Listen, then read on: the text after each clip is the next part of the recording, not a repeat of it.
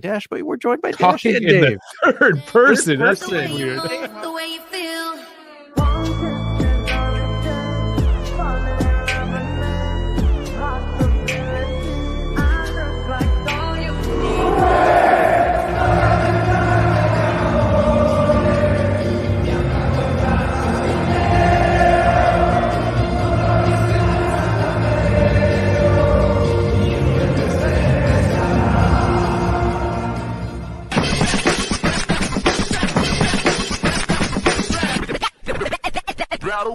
What's going on, everybody? I just totally realized I'm doing a European video recap and I used the Juve intro. What a big, massive L on my part. But anyways, guys, I am here. It's Dash with not Dave, but Zach. But Dave will be here. He will be hopping in, coming in hot, just as Dave normally does, except for pro clubs, unfortunately. We need to get him some more goals. But Zachy, how are you? I'm great, man. How are you? Good. You know, we've been filming all day. As they just hopped off one, gonna hop into another. Let's roll. Let's do it. Yeah, it's like we did. So just for you guys tuning in, we filmed 226. So that's gonna get uploaded as soon as I finish this live stream. So as soon as that's done. So we did some cool stuff. We talked about Sassuolo. We talked about one of the big topics was should Dusan get subbed or not. We talked about that. We talked about Tech needing to get some better gloves. But, you know, I'm not going to spoil it. Just give you a little bit of a teaser, tickle your balls a little bit, and then you guys you can see it there. And Frankie coming in with the eye emoji. So that is Frankie, our Pro Clubs captain. And then Dave is saying hi to Frankie. And then Frankie says, yo, back to Dave. What's up, boys? Great conversation there. David, German David, not actual David, says, hey-yo. So hello, David. And Dave is uploading the pre-match preview right now, so that's why he's not here. He is in spirit. But obviously, guys, you know what the game, you guys know what the deal is. On Mondays, we cover everything in Europe. So we cover everything from the Champions League to the Premier League, La Liga, the Bundesliga, the League, and then Serie A. And then this guy says, hell. Hello. Hell yeah. Yeah. Hell yeah, brother. Night. Some LA night in there. But obviously, we're going to kind of recap briefly the Champions League that kicked off for the first round last week.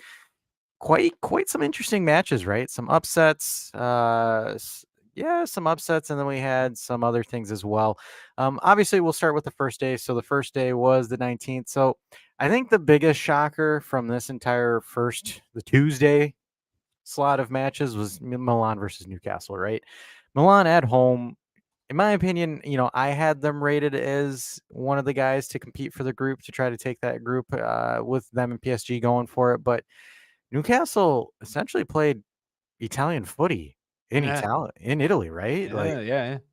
It was Weird. crazy because hey, here's the stats, guys. So Milan had 52% possession of their 48. Milan had an expected goals of 1.9, translation around 4 goals. But they floundered them. 25 shots to 6 shots of Newcastle. 4 big chances created, 2-0. 4 big chances missed, 2-0. Holy smokes. Like, that is the definition of when you're playing, I got to say EAFC now. When you're doing that and you're just hammering the dude and he gets a corner kick and gets a 1-0 win off you. The only thing that would have made this game any more comical is if Newcastle got some of the most cheesiest goal to go through it. But right. I was watching this. I'm like, you got to be kidding me. Yeah.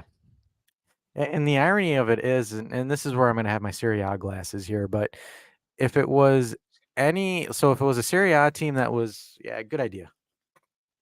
Serie A glasses, come on. All right, here we go. So if it was literally, so the funny thing about this is if it was a Serie A team that defended like that, everyone would be like, oh, look at Serie A, dinosaur tactics, super boring, I can't stand this. And then it's like Newcastle did it. Their pundits were like, oh my God, this is the greatest thing since cheddar. I'm like sitting here, I'm like, guys, we do this every week. And everybody sits there and dogs us. It's like, I don't know. Maybe it's like I'm calling it like the Premier is like the Premier League is this and all that other stuff and blah blah blah. You know, whatever. I'm just one of those things where I'm just like blah. Zach, you have any thoughts on this one? Shock. Just truly, I was watching the game. I was like, dude, Milan literally could not throw the ball in the net. Like, it was just and an XG of almost 2, and they got nothing out of it. Yeah, I was expecting like the out of nowhere Newcastle fluke goal, because Newcastle truly just looked outclassed here. I'm gonna be totally honest. They didn't bring anything to the table and scraped by, and Milan just toothless. They were toothless. It Yeah. is what it is. Oh yeah. Oh yeah. Expecting me, my boy Giroud, to get in there and do, because I do love Olivier Giroud. I've been a big fan of Giroud's for a while now. I was just I was waiting like, for a scorpion kick. I, Just have I, him come in. where's Mr. Clutch? Because I know. he is clutch, and he couldn't get it done. I was like, that's just that kind of day. Yeah, I'm kind of surprised that Pulisic also kind of kind of nosedived in that game quality Yeah. wise. Yeah, again, maybe it was just what we were talking about, Dash, where we were talking about how, like, sometimes your teams just like don't show up, but maybe the mentality wasn't there. Juve. Yeah, exactly. Like, they, just didn't show up, and they lost And or they drew. So it should have been a coasted 2-0 victory, and they did not get that. no. Now they got to go fight. They do, and that it's terrible to drop points like that at home. KF Squad coming in saying just dashing in with Specsavers, by the way. So and then we got David Elitok saying, by the way, Dash, a video halfway through the group stages with a gala and sporting guys would be nice, or a pre-round of 16. The video with them was a banger. It was a fun video. I did it with All Things Alvade and the Lions Den. So shout out to those guys. We did a pre-group stage predictor video. So we filmed that and we kind of talked about the groups. I'm a little bit pissed because one of the teams that I was pulling for did not do well, and we'll kind of cover that briefly in a moment. But yeah, it was good. It was fun video. So the other match, Lazio needing their goalkeeper to essentially pull a point from Atletico Madrid. Providel. Holy hell, man. Incredible. Yeah. Yeah. I mean, honestly, I thought as soon as Atleti scored their goal, I was like, this game's over. Like, Yep. done and dusted. And dude, I'm gonna be quite honest. Like, that Providel goal was impressive. He put that thing through with emphasis. And I hate Lazio. I never want to give them a day to shine, but I'm gonna give it to him. It's just Providel. Like, wow, way to show up, and like you're like, if y'all don't want to do it, I'll do it. And you did it. He Hell did yeah. it. He was just pissed off that whole game. He's like, you know what? F it, I'm gonna score myself. All right. Uh, Right. And Simeone's just like, what the yeah, fuck just happened? He's like, what? He's like, wait, goalkeepers can score? He's like sitting there trying to do like some kind of tactic to it where he makes Oblak just score from the floor. Right. He's like, I don't have, he's like, this is the perfect defense. He's like, all I got to do is just have these guys score from the other side of the pitch. Jeff coming in saying, what's up, guys? But I mean, outside of the other matches, like for example, yeah, PSG beats Borussia Dortmund 2-0, Feyenoord. You might want to talk about this one because you're quite the Celtic viewer. Celtic I and am. Feyenoord. I am. I'm a Celtic boy. Obviously Juve is my number one, but if y'all follow me on Twitter and whatnot, you all know that I'm very much a Celtic supporter. And boy, this game was a mess. Just Celtic looked so toothless and lost. No big chances whatsoever. 8 shots, an XG of 0.3. I really don't think this Feyenoord side is that much better than Celtic. But Celtic, when it comes to playing in Europe, now I would have been interested to see, had Ange stuck it around another year, how he would have done this year. Back in Champions League with a squad that he knows well. But Brendan Rodgers, man, I don't know. The team looks flat when they play against teams that aren't in Scotland. Even in Scotland, sometimes they look flat. Like they don't look like they ever want to push the yeah, they'll push the tempo, but they won't go forward. They'll go side to side, and it's frustrating to say the least. Just I really, the first half was kind of close. I expected it to be tight because, we're away in Feyenoord, and Feyenoord is good at home. I'm not taking anything away from Feyenoord. They're a strong team. Two times in a row, I think they've placed runner up in Eredivisie. But this is like totally unacceptable from like a Celtic standpoint. Like this is like we want to pride ourselves. You want to pride yourself on being the biggest team in Scotland, and they are. But there was a time when Celtic was a European titan, and they're not anymore. And like this is just another like this is just showing why, because like this A bruh moment. Bruh.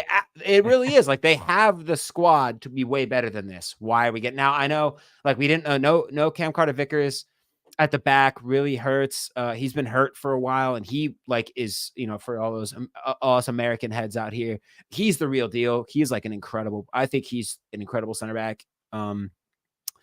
Uh Lagerbielke, who's the newer, younger signing that we got from Sweden, just had an awful game.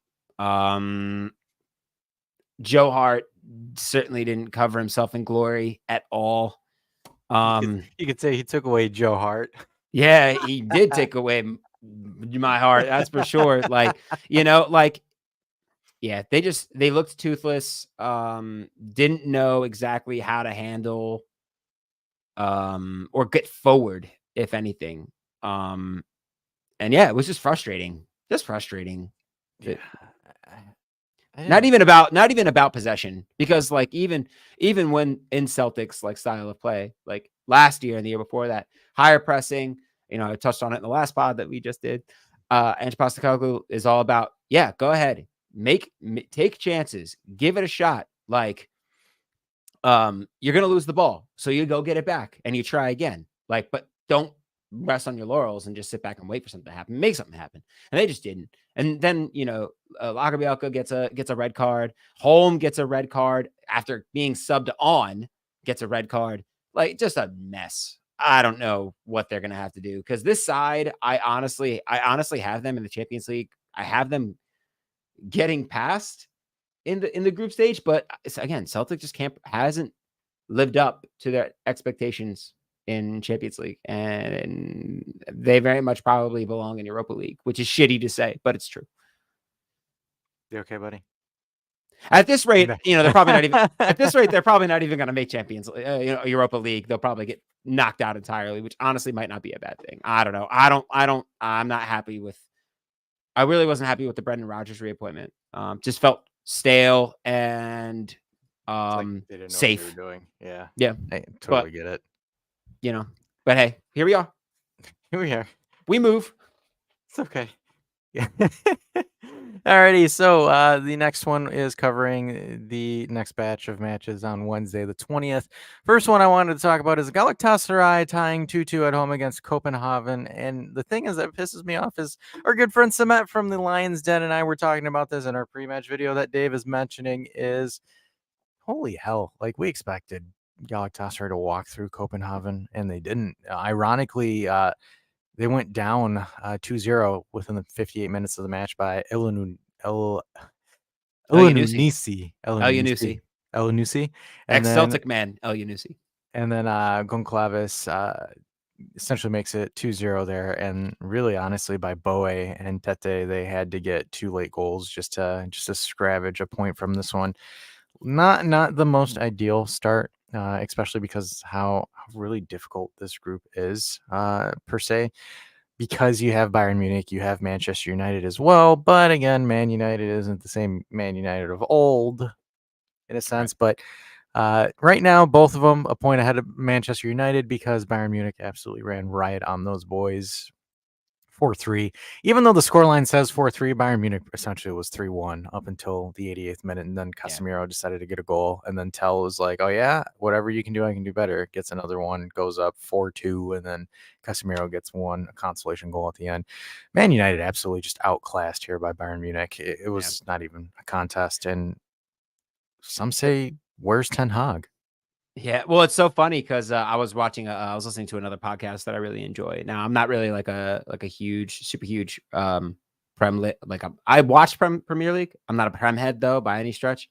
But they're like a premier, a Prem centric podcast, and I love those guys because I just think they're super smart, and really engaging to listen to. It's called Offside Podcast, but they were like talking about how like Casemiro scored 2 goals but was still like probably like the worst player on the pitch for Man United. It's like, how often do you hear that? It's like scored 2 goals, still sucked ass. Like, how does that happen? David, going back to what you said, yeah, dude. Now it makes me because I have people who I know who root for Tottenham or are Tottenham like friends of mine who are supporters of Tottenham, who were not sure about this signing, and I said of bringing in Ange, and I said, just watch. If you give them the right guys, give them a little bit of time, watch, and they're cooking, man. And it's actually like watching them is quite enjoyable, because I think that Ange just does really, really well and has really good tactics and plays a really engaging, exciting way of football. And with a team that's got some real Got some sauce. yeah, got some, yeah, thank you. That's a good word. That's a good word. Sauce. But definitely, yeah. So honestly, like if I'm rooting for, well, I'm not really in a race, in the Premier League, but I would love to see Tottenham like do well and fight for, maybe make a push at the title. Like that'd be super sick. Not going to happen realistically because, when you have Man City in the league, it's like, but I won't lie to you. I put a tiny, tiny bet plus, I think it's plus 800 Tottenham to win the league outside of Man City. Just because, what the fuck? Did you do it for Leicester? No. Dude, that was pre me gambling, pre me watching Prem League, but that's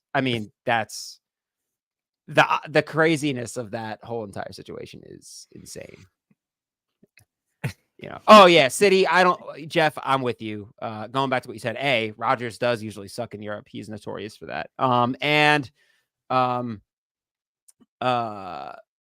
Definitely until Man City is not the Man City that we see now, you're gonna have moments where they'll be challenged, but the machine will continue to move on and roll until they're not. I do think they'll make top 4. Yeah, Dave, exactly. I was just awful defensively, and that's mainly what he's supposed to be doing. So I know he's a defensive mid. Needs to play good defense. Doesn't do that. Right. Going back to Galatasaray, definitely feel for Galatasaray fan friends here, because on paper, I'm thinking this team should walk to victory. Yep. But lately Turkish teams don't know what it is. I'm not trying to generalize, but Turkish teams in Europe lately have not been done as well as they should. I feel like they underperform, and I don't know why that is. Whether it's Galatasaray or Fenerbahce or Besiktas or whatever it may be. I feel like they underperform in Europe, even though on paper I still they'll play a team like Copenhagen, and I think on paper should absolutely run right through them, and just don't. So I don't know. They got to figure something out there. Yep. And Bayern Munich defense sucked in Casemiro. We'll kind of go a little bit more in depth once we head into the actual league coverage per se, but we're kind of just recapping the Champions League match. But that's actually an interesting point that they bring up. But moving on to the next match. So Real Madrid spoil Bonucci's debut with a 1-0 win against Union Berlin. And ironically, Bonucci was their worst player, statistically speaking. Was Union Berlin's worst performing guy on there, but and everyone's like, hey, Bonucci's there, and they almost got a clean sheet. It's like, dude, he played terrible. Relax for a minute. Yeah, we'll talk about what happened with him the weekend. So, absolutely. And then Napoli struggled to get over Braga, 2-1 win there. The one thing that I found interesting was the Austrian Salzburg beat Benfica 2-0. Benfica struggled hardly. I wish we got this Benfica last season in the Champions League, but we didn't. This Benfica is missing pieces especially in the middle that made them great. It's not the same. I think the best players have kind of been pillaged from that team, and they're getting older. So, you know, No, absolutely. And, once everyone kind of figured them out, I think now it's just a matter of them readjusting.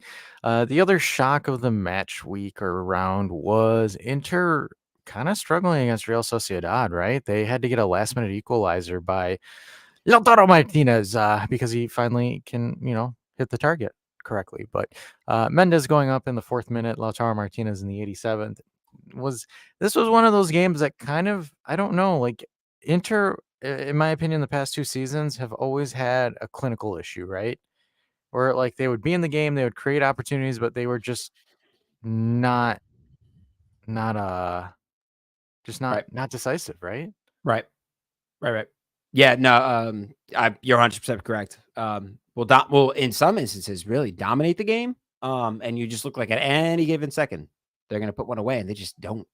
Um, so yeah, I mean, honestly, it doesn't make me upset at all. Nope, nope. I mean, Um, it gives you something to look at because like Inter, then we'll cover it in Serie A, but they struggled to beat Empoli in the mhm, weekend.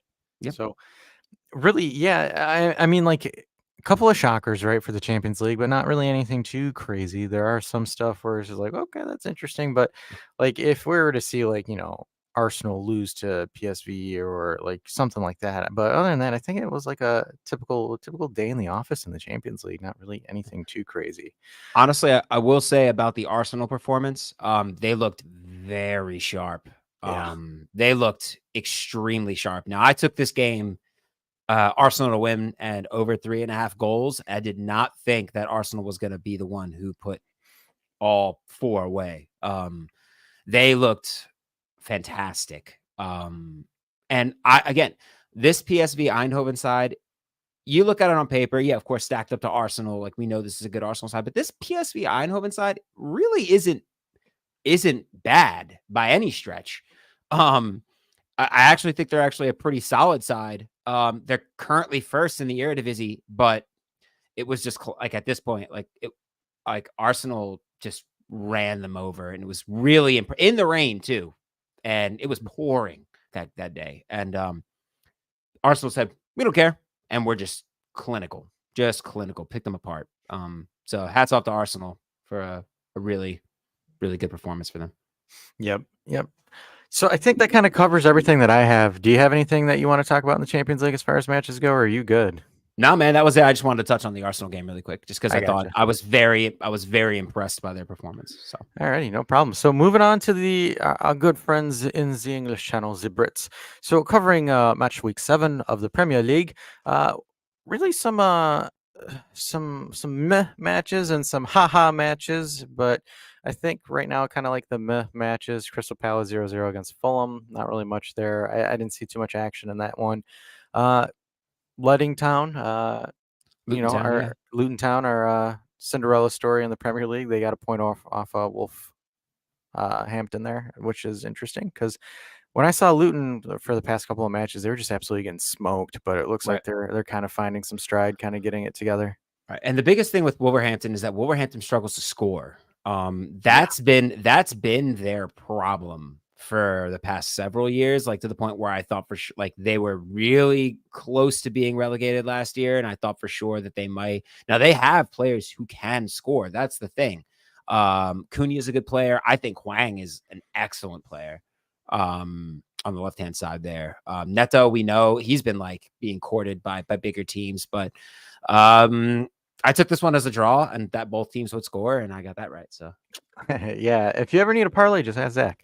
Uh, so Manchester City beating Nottingham Forest 2-0. I mean, Manchester City winning in the Premier League, and the sky is blue, and Holland scoring, and we get paid and we pay taxes. right. Pretty much. The one thing is like I think the main question is has Man City essentially turned the Premier League into a farmers league? I think that's going to be one of the main questions, right? Like, has Don't. that become the thing? Oh man, I could just hear the prem heads losing their shit right now. What are you talking about? You can't be calling us that. Like, yeah, let's be honest here. It looks like it's heading towards that direction. All right. Like Pep found a way, found a cheat code, and is running the cheat code. All right. Uh, Frankie Singh Wolf went down after the Jimenez head injury, and he was never the same. And Yeah, no, yeah, you're right. Dude, that was scary, really scary and shocking stuff. And I would never expect a player to come back and be the same after that. After such a traumatic injury. It's amazing that he even came back to football because I don't know if I would.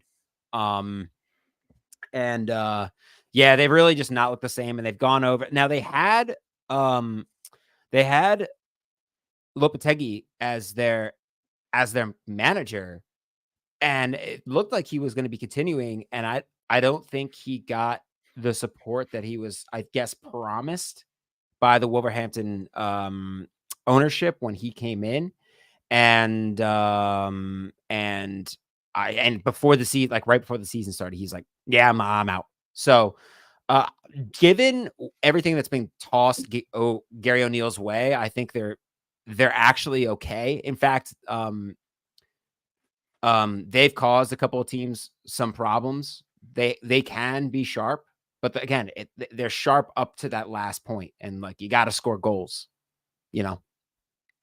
Yep. Yep. And speaking of a team that needs to score goals, Manchester United edging a 1-0 win over Vincent Kompany's Burnley. Goddamn Burnley. Goddamn Burnley. Blew my parlay. God damn it. But it's interesting, right, guys? Like, you know how many times last season, while I was like telling everyone, relax, Allegri can find something out of this. It's not the end of the world. And everyone's like, we should have got Eric Ten Hag. This guy has just been an absolute flop as a manager. Like, has he not? He has.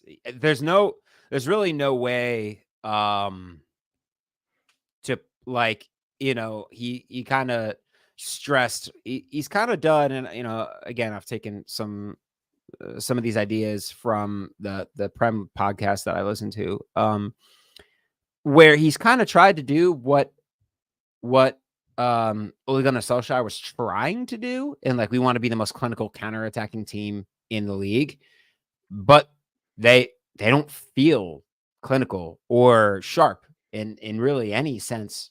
And yeah, okay, they performed against Burnley away, which Burnley has looked not up to it since coming into the league. For a team that ran over the championship last year, you expected more. Yeah. And they're just not that. But I don't know. This Man United side does not inspire any confidence in But the slightest. that finds it ironic, right? Because, like, for example, Ten Hag was at Ajax, like this gegenpressing, this like total football genius, and then it's like he's coming to Man United trying to play counterattacking ball. Right. And to be quite honest, I don't know if he has the personnel to do it. Now again, you could chalk this up to the Glazers, because the Glazers are dog shit owners, and I think it's pretty obvious. But I mean, even when I look at these players like that are on this team, I don't feel inspired by that they're going to be the fastest, most clinical team to do the job that they're trying to do. No. I mean, even still, like, Burnley dominated possession in this game. Okay, so they're trying to be counterattacking, but like Burnley had 9 corners, 1.09. See, all I needed was Burnley to score once, and my parlay would have been fine. Couldn't score, and but even still, like, I really don't think Manchester United was that clinical either. They had one big chance, they missed another big chance, but like, you would think, like, as bad as this Burnley team has been, like, they just run right through them, but they just don't. They just underperform to me. Yeah.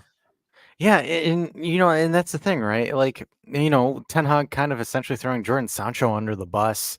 I mean, even like, it's kind of like looking at it now at this point where you're like, was Ronaldo actually right about this guy being like a nut job in a sense?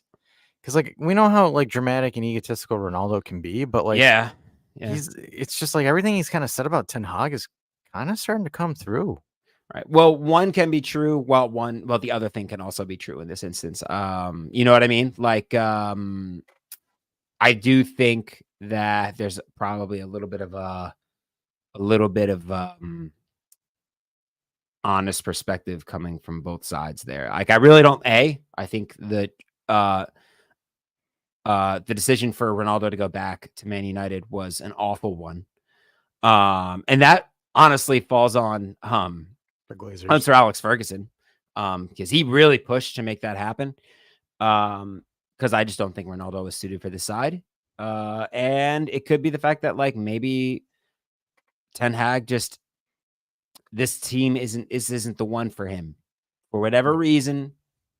This just isn't the one, you know. No, I think he would have done better if he went to, like, for example, what Titterby did with Brighton and Hove Albion, like something like that at that range. I just because the thing is like, so David brings up a good point here. He says, to me, what it seems like Aaron Ten Hag likes to be is like a Mourinho type dictator, demand everything from his team, but he's not as accomplished as Mourinho and doesn't stand in front of the players. That's the one thing I've kind of noticed with Ten Hag, because he always whispers and talks smack and certain things about players and aspects of it, but like at the same time, you know, if I'm Ronaldo and I look at Ten Hag and I'm like, bro, like I've accomplished more in my pinky than you have in your whole career.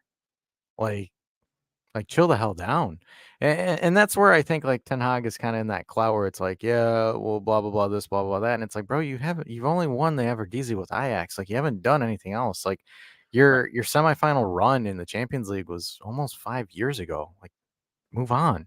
Right. But it's just I think his experiment at Man United is I think he's probably out by the end of the season. I think he's on his way out the door. Dude, if this doesn't turn around by December, I think he's out by January. Yeah, that's a fair assessment. And then they hire Allegri, and then all the Allegri people will be like, "Yeah, he's gone." No, but moving on to the next match. Yeah.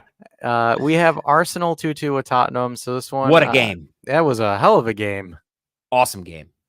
So fun. I enjoyed every minute of it. So this was very, very back and forth, right? So Romero goes up, or Arsenal goes up because of a Romero own goal in the 26th minute. Then Monsieur Song equalizes in the 42nd.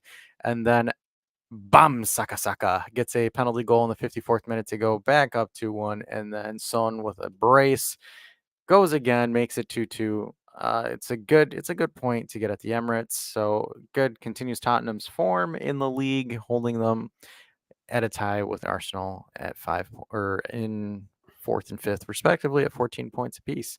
Yeah. Interesting thing about this is Kulusevski, our good old Juventini, is featuring on this side. So sometimes he's hot and cold. He's not like, He had a quieter game, but Yeah. I they weren't really moving through Kulusevski much.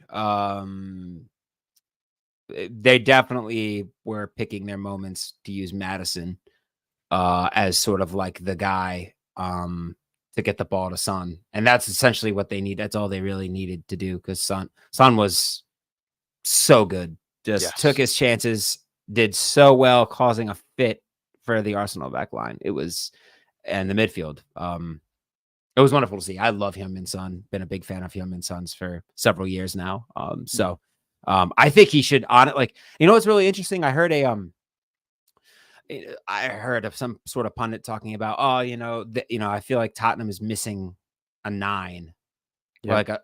But I'm like, I don't know. Son does really well in the 9 position. I know he's not a traditional 9, but he's taken that role and has looked pretty good. At this point, shit, if you're me, I'm like, dude, get me another center back, because Christian Romero ain't it. He ain't. No. I'm kind of glad we sold him, to be honest with you. Oh yeah. Oh yeah. He struck me as another Demirel, and everyone's like, "Why would we sell this guy?" I'm like, he's not that good. No, he's rash, and he. I mean, I'm going to be completely honest. He's responsible for Tottenham, Arsenal's 2 goals here in this game. Now, the handball rule is such a who the fuck knows which way it's going to go. Like, I understand he's lunging with his leg. It just so happens that his arm comes out when he does it. I think it's a natural motion, but and he's really close to the ball. Again, that I've seen that get called both ways. I really don't expect a human being to make that motion with his hands behind his back. But then again, we also seen it get called like you didn't do yourself any favors there.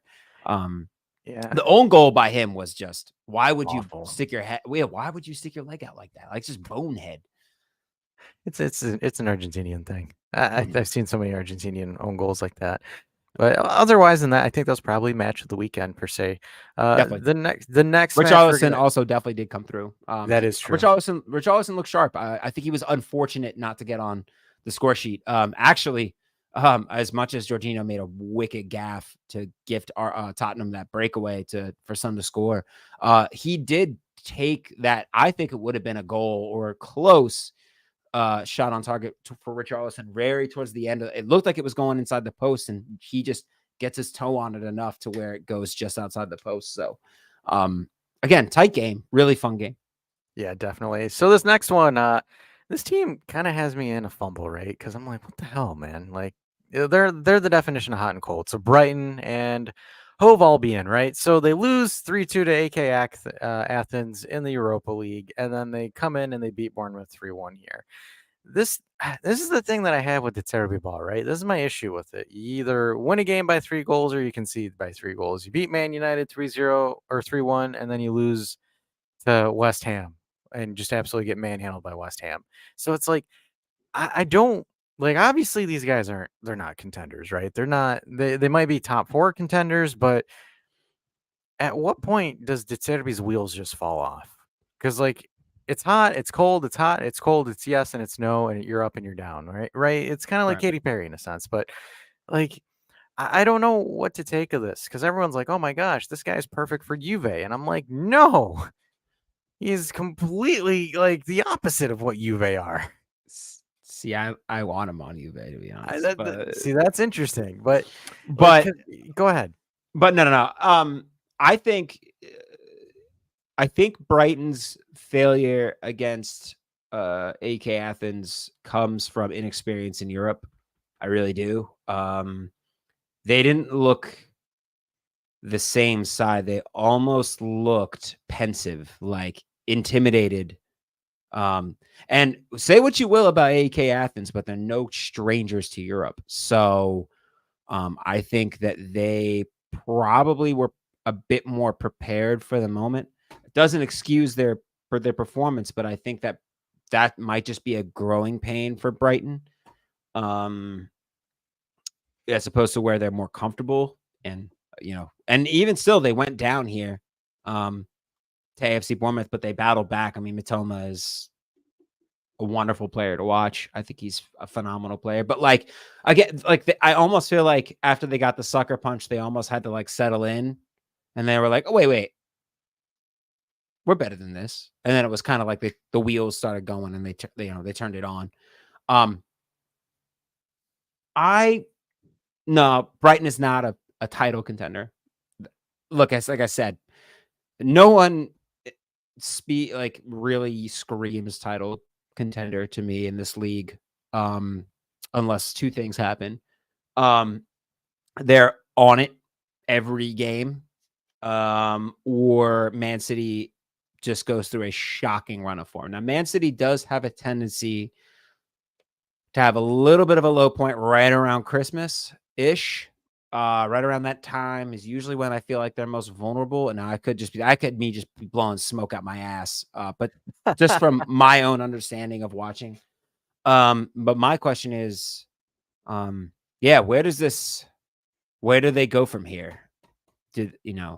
I really would like to see them make a serious push in Europe, but they're gonna have to like realize that they're not in England. Like they're gonna have to step their game up, even against opponents that they think they're superior against. They're good. They can't walk into it. And I think they might have needed a little bit of a slug to the mouth to like wake Yeah, them up. and that's my concern with the Terry because it's just that lack of experience in European ball, right? So it's like obviously it's time to make it, but like it's going to be one of those things because like say that Brighton gets past their group, then they have the round of 16 where they're going to be playing round of 32 and 16 where they're definitely going to be playing like some Champions League dropout squads, and that's where it's like Right. he's got Teams to with more pedigree. yeah. So, and that's where it's really going to show how he is as a manager because it's one thing when you're playing once a week, it's another thing when you're playing in Europe's profile competitions, right? Mhm. So, in theory, it should roll into his favor because it's a more open game, more free flowing, but you never know. Right. But I digress. So, the next one is I believe we can officially say that the Chelsea project is now dead. I tweeted it, maybe again, ruin my fucking parlay. Parlay. Just let it out. It's okay. You I can say whatever you want. just needed Chelsea to score one goal against Aston Villa. Now, Now, I'm not saying Villa are the worst team in the world. No, actually, Villa is quite good. Under Unai Emery, got a little bit of a slow start, but they've really picked it up since then. They look, I mean, where they were not before, like right before Unai Emery came to them was borderline relegation. They looked bad. But he's turning this team around quite a bit. He's getting really, and they've made some good signings. But like, boy, Chelsea, you spent $1 billion. This is the biggest, this is like the worst $1 billion construction project I've ever seen. You can't score one against Aston Villa at home, even down a man. I don't care. That ain't good enough by any stretch. For $1 billion, it's a wash, man. This is like a joke at this point. It's a laughing point. Okay, can I get a refund? What's up, Dave? How's it going? I'm just enjoying the rant. It's all Yeah, good. because I mean, Like, I'm just saying, Chelsea's $1 billion can't handle the GOAT, the thrust buster himself, Emiliano Martinez. I'm like, dude, what? Like, how are you this bad? You shouldn't be anywhere close to being this bad. Remember all the Juventino that want Mauricio Pochettino as their coach when they wanted Allegri fired last season? Well, there you go. Man. He can't even do it with $1 billion. What do you think he's going to do it with?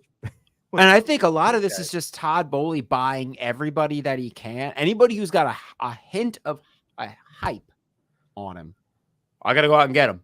And I think a lot of this is Todd Bowley being like, I'm going to throw money at everything with no rhyme or reason. And I'm just going to give you a bunch of pieces and figure out what to do with it, Poch. And Poch is like, well, how do I satiate all of these fucking people, right? Like, what do I do? Even with their injuries, I know that they got Nkunku, who was a huge signing for them. And they don't have Reece James was supposed to be like a massive piece for them in the back, and he hasn't been there. But still, like, look at this side. I'm hoping This side should not be struggling. I'm hoping that Broya makes a good recovery because he was actually a pretty solid striker until he tore his ACL for Chelsea, like a good backup striker last season. Yeah. So, I love how everyone's trolling the shit out of me with my striker skills. he got better, guys. Come on, he got better. You start at such a trash, like you can't do anything, right? Like you can't shoot until you put the shooting stats, and you can't run until you put the running stats. You can't do anything until you get the stats into it. So you just gotta. I think the run-in joke is because you made a guy that was like 6'7", or like 6'7". Oh, and how he's huge. He's so fucking huge. It's funny because all we do is just yeet crosses into the box, and we're like, "Fuck it, Dave's there." Right. But let him get ahead on it. I need to grind. I need to grind a bit. Dave scored a goal, and like you're watching, like when your players do the celebration run, like they're like super fast. It's ridiculously fast. Like you look at Dave's guy, it's like slow motion jogging. So I thought that was hilarious. But yeah, Chelsea, absolute mess. I think their wonder years are pretty much done. The Roman Abramovich era, obviously dead in the water. This one I want to talk about this one because this team is like sneaky. Like no one's really kind of hyping them up in a sense, but Liverpool have defeated West Ham United 3-1. So the Moisaya could not pull any Moisaya-esque stuff against Jurgen Klopp. Liverpool absolutely thrashed West Ham United here and are dark horses for the title, in my opinion. I think they could be. I think it's a mixture of things. I think it's a mixture of they have a lot of experience. Look, this is a side that pushed Man City harder than any other, and at one point defeated the unstoppable machine that is Man City, right? And there's a lot of, I think, them going out and getting Szoboszlai was massive for them. He has performed brilliantly. And then you have and then you got like players like Darwin Núñez who are like, you're not entirely sure what you're going to get on any given day. He does. It's like the easy shit. He'll fuck it up every time, but like, then he'll get a ball over his left shoulder and fire away with one touch into the back of the net. And you're like, how did he do that? He's just like an agent of chaos. Pretty much. One of my favorite players in the world, no bullshit, is on this team. Andy Robertson. If I could sign Andy Robertson to Juventus, I absolutely would. 11 out of 10 times. Just because he's a dog and he's got a hell of a cross. And not only so you can count on him defensively, but then when you give him the opportunity to put a decent ball in or create, he's really good at it. I think he got a lot. He was overshadowed by the fact that Trent Alexander-Arnold is like really good going forward, but Trent Alexander-Arnold is an absolute liability at the back, and Robertson is not that, which is why I love him. If I was ever a left back in my life, that would be Andy Robertson. Plus, he just seems like he seems like the type of guy that I would just like, dude, let's go grab a pint, and he'd be like, fuck yeah, we're gonna go get some Guinness down the pub, right? All right, head down there. So you gotta throw the brig on him. A little bit of a burgle. So the final match, Newcastle decided to have it Octuplets on this one, 8-0 against Sheffield United. The interesting thing is it was all 8 different players. 8 different players scored a goal. Yeah, I thought I read a headline that I was mistaken. It was just everyone was so excited that Isaac scored the last goal. Right. That's what the headline was all about. For whatever reason, is there a reason? Did I miss in there? Why Isaac scoring the 8th one? Did Isak have an injury? I think so. I thought he had an injury. I think this was so it's just coming back. Yeah. I think that's what it was. All right. But I mean, makes sense. This Newcastle side, talking about a hot and cold team. Yeah. Hot and cold. Plenty of firepower. Plenty of players I like. I mean, I've been on the Almiron train since he was scorching people at Atlanta United.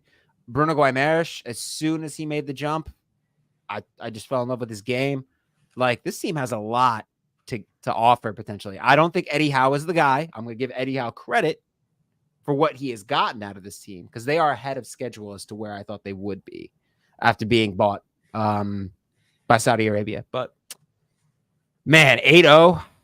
If you're Sheffield United, like that's where it's like, oh well, boys, shake that shit off. It's like the Denver Broncos. Dude, Denver Broncos at that point. Yeah, shake that shit off. The worst thing about NFL season is that that's all Yankees ever talk about is the fucking NFL, and nobody else cares. that and beer. But so that's pretty much wrapping up the Premier League, right? So just Man City in first place, and then everybody else. No, I'm just kidding. But we'll move on to our friends in La Liga. Not really too much as far as matches go. We'll try to keep this a little bit. This is my blind spot. So yeah, you all take this. Take this. Oh yeah, I'll just sit back, relax. Go ahead. I gotcha. So I think the main match to cover for this week, 2 matches actually. So the Madrid derby and then Barcelona and Celta Vigo. Celta Vigo. So this one was interesting, right? Because Barcelona was down 2-0 to Celta. Larson and Duvicas essentially got the first 2 goals, and Barcelona decided to play football in the last 10 minutes. So Lewandowski with a brace in the 81st and 85th minute, and then former Juventus, and for some reason still Juventini dream about this guy, João Cancelo, gets the game winner in the 89th minute. Some people simp over him, you would say. It's weird. I don't understand. The guy's gone. Like, there's people that simp over De Ligt and Cancelo. Like, let it go. Just move on. So Cancelo probably played his only good match of the season, so now he's going to disappear for the rest of the season because that's usually how Cancelo works. So Cancelo kind of was the man of the match on this one. It's his like 3rd or 4th game in La Liga. My thing with Barcelona again is, yeah, in my opinion, La Liga is kind of like meh outside of Atletico and Real Madrid. I have an issue with Javi as their coach. I just don't think he's that guy to get Barcelona over the hump in Europe. I have a very, very, very, very tough time just buying Javi stock, but because you shouldn't need a comeback at home against Celta. You go down 2-0 at home and you need the last 10 minutes to actually get through and win this game. That's just, to me, it's just like, seriously? And that could be them just like letting their guard down because they bloodied the hell out of someone, in Europe, the day before, a couple days before or whatever, and they just came in, maybe with a little chip and said like, hey, yeah, we can relax on this one, and then they got slapped, and they had to like get over the hump. And you know what? I'll give them credit. They did. For real. You want to know one team that really gave a team a slap in the face, and individual in particular, was Alvaro Morata absolutely slapping Real Madrid on this one. I love that. I love that. Alvaro Morata could have had a hat trick, but he was offside, as per usual. But Morata with a brace, 4 in the 46th minute. So Morata opens up the scoring. Griezmann follows up in the 18th minute, 2-1. Toni Kroos gets a banger in the 35th. And then Alvaro Morata says, "No, sir, you sit back down," and scores his second goal in the 46th minute. Really, Kepa as a goalkeeper, not so bueno for Real Madrid here. So Madrid suffers their first loss of the season, falls a little bit behind Barcelona by a point in the standings. But right now, I mean, La Liga is kind of interesting, right? You have Barcelona at 16, you have Girona at 16 points, and then Real Madrid at 15, Athletic Club 13, Atletico Madrid 10. I love how you tried to say it more Spanish and then you just didn't at all. I didn't. I know.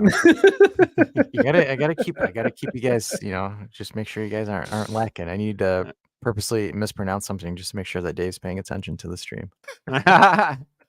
Just to be petty.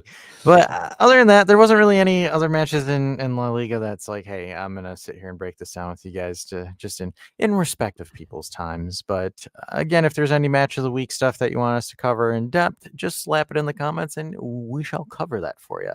So I'm gonna move over to, ironically, the next one is the Bundesliga on my list here. So we're going to our good friends in Germany, and also we're here to check if De Ligt has left the bench from Bayern Munich yet, and whether or not Bonucci has sued Union Berlin. So he left the bench. He has left the bench. I can say that he left the bench and scored. Actually, it was against VfL Bochum. Are you waiting for me to correct you? I was waiting for you. I know you said the second part right. Okay, cool. W. All right, so Vlad says, when do you want to include the Saudi league in this segment? We will at some point. Choupo-Moting at 4, Harry Kane with a hat trick at 13, 54, 88. Matthias de Ligt with a goal in the 29th minute. Holy shit, he scored. He actually started. Sané, 38th minute with a goal, and then Tell got one in the 81st. Kudos. It was a back 4. That's why De Ligt started. There it is. Mr. $85 million defender can't play in a back 3. What a goon. And then they pulled him off in the 46th minute. They pulled him off at halftime. Yeah, that's actually kind of funny. So this was one of those games where they're like, hey, we need to give him a couple of minutes before he complains to his mom. That's honestly what it is, right?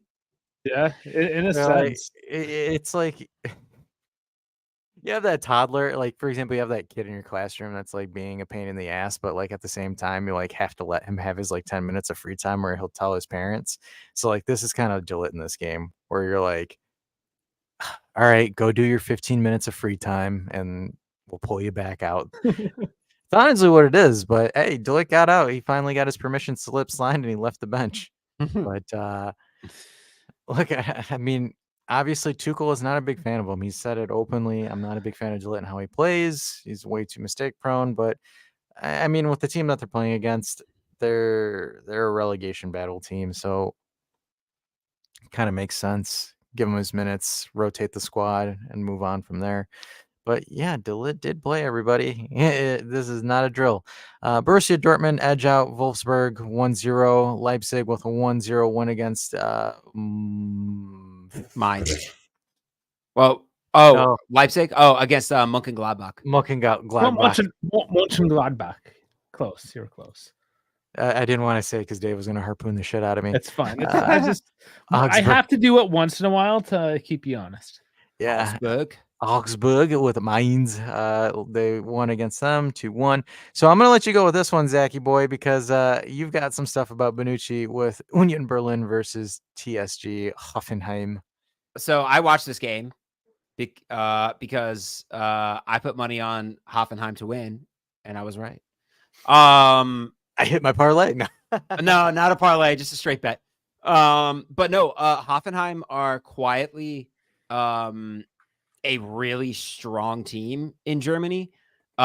I just think when you watch the way they play, they have a really good understanding of how and where they're supposed to be, like how they're supposed to get to where they're supposed to be and what they do when they get there.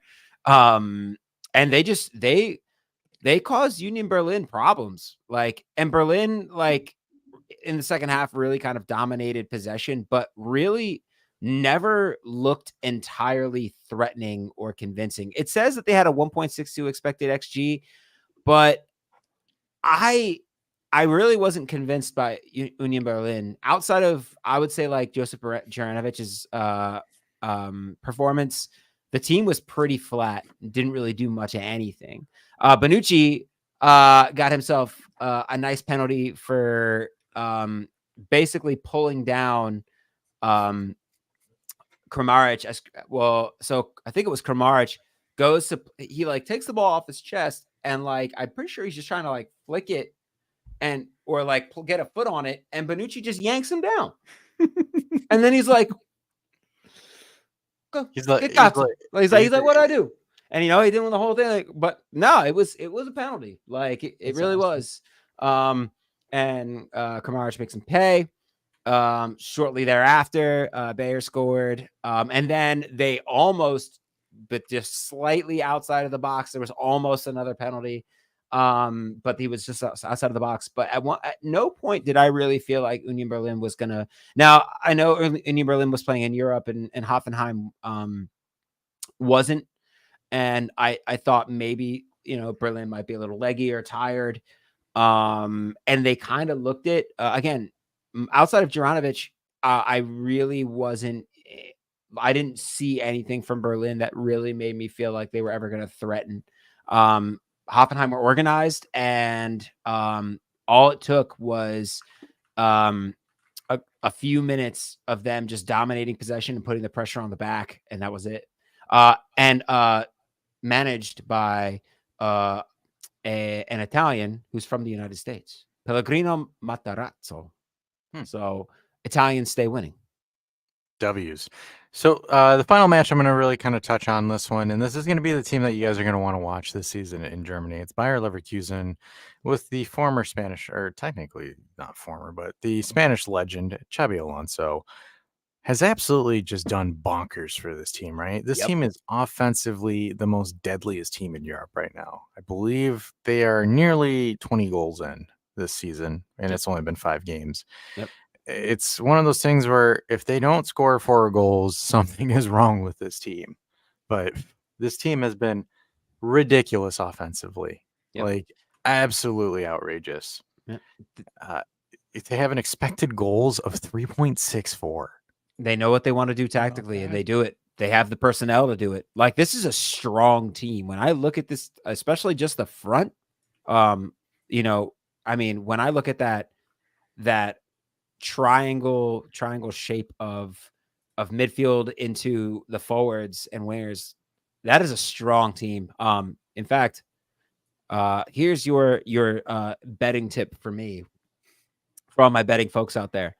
Europa League to win the league, or to win the cup, Bayer Leverkusen plus 1,200. I ripped it immediately. I think they are the team to beat in Europe, in the Europa League. And German Dave says, can confirm it's incredible what he has done. He came in mid-season last year, let them out from the bottom midfield ranks. Their midfield is crazy physical with Xhaka and Palacios.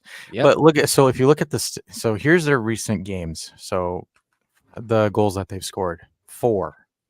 2 against Bayern Munich. That was a 2-2 draw. Their only draw this season. Dude, and that game they could have won that game. Oh, absolutely. And then their other one was 4, 5, and 3 respectively. So these guys are practically on 20 goals this season. Right. That is insane. Now, I will say this. Insane. They're almost guaranteed to give up 1 just by the way they play. They're almost guaranteed to do that. But boy, oh boy, got like good luck stopping them, because they are sharp. And Victor Boniface is or Boniface. I actually don't know how he pronounces his name. I know he had a 2.1. He's Nigerian. I know that. Yeah, he had a 2.18 expected goals that match. He's a monster. He is so good.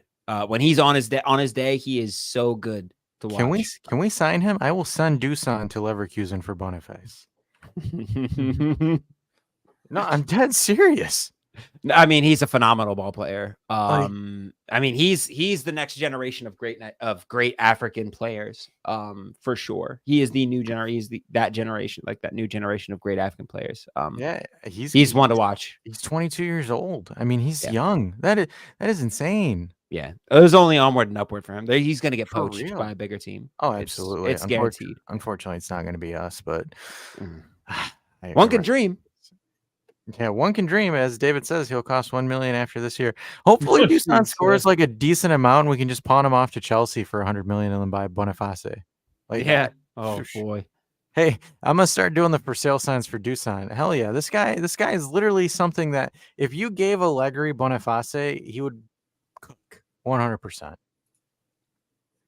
Alrighty, so looking at the table of the German league, so Bayern Munich, the sky is blue. Bayern Munich is in first place. What else is new? Leverkusen is actually tied with them on points, so they're 13 apiece on each other.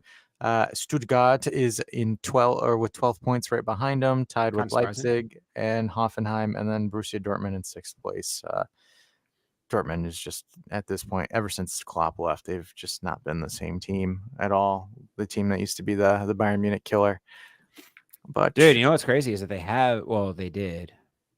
They have the talent. Actually, oh, for sure. But yeah, man, there just always seems to be something that just doesn't go their way. You know? Like the final game last season. Oh, dude, that was a heart. My heart broke. I know for them because I'm just like, dude, they were right there. How they much had it? How much do you want to bet that Bayern Munich played that other team? That they paid that other team to beat them? I'm not gonna Bayern's too pure for that. They would never. 9, my friend. 9, my friend. Today, they are going to pay. Listen, I don't speak. Speak, I get the big trouble. If we speak, we get in the very big trouble. We paid the money just so we get the win here. So moving on to the French league here. Quite shocking, right? Like this is probably one of the few French how leagues. Bad it is. I don't want to say how bad it is, but how it's just weird, right? So PSG drop on the 15th. Or is that the recent match week? Yeah, that is the recent match week. So PSG lost to Nice 3-2. Yeah, that was midweek, I think. Yeah, so PSG has struggled to find their stride under. Yeah, that was the last time. That was the last time PSG played. They didn't play this week. Oh yeah, they did. Played yesterday. They blew Marseille away. Oh yeah. I'm like, why is it giving me the old matches? Yeah, 4-0 against Marseille. Calendar got me here. But they went through Marseille 4-0. But again, at the end of the day, this league's full of parity right now. Like Lyon has been absolutely atrocious. Brest has been looking really good. Monaco dropping points to Nice, where Monaco was essentially the best team in the league because of Denis Zakaria. Just kidding. I just want to say that so they buy him on a permanent basis. But the table for France is quite interesting, right? PSG is in third with 11 points. They've kind of turned it around, but they're still struggling.